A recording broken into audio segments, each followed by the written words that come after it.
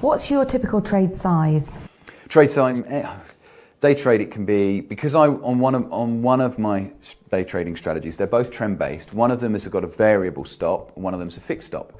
So a fixed stop size, sorry, in terms of risk. So the stop always be, on either one, the stop's always variable. So it could be anything from, for the sake of argument, £15 a point up to £45 a point. But in terms of percentage of capital risk, it's never any more than 1%. How do you manage your risk?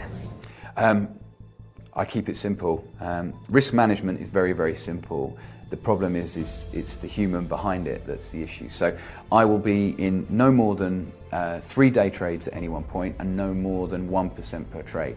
Now I know that's my upper limit. So I will have no more than 3% of my capital at risk.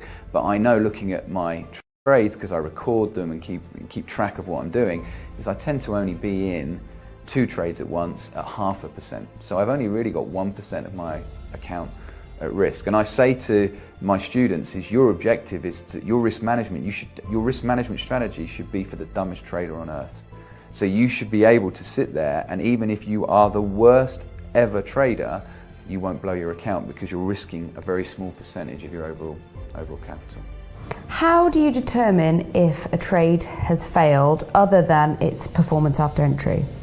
The only way is if I've got into the trade. So a failure to me, I mean, a losing trade isn't a failure to me. A trade that's a failure is a trade where I've either consciously broken my rules and gone into the market when I shouldn't, or, interestingly enough, a failure to get into a trade. So all of my criteria have been met, but for some reason I've chosen not to get into the trade. So essentially a failure to me is a breaking of your trading rules. Can you explain any particulars concerning your stop loss methods? Stop loss method is, on my day trading, it's a fixed stop in terms of the ratio.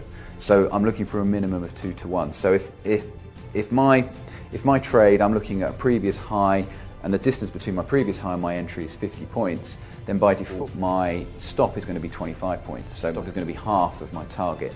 But the next trade that comes along, it may look similar, but the distance between entry and target is 100 points, so that stop's 50. So the stop in terms of points varies, but in terms of minimum risk, I'm looking to go in at 2 to 1, and it's never more than 1% of the entire account.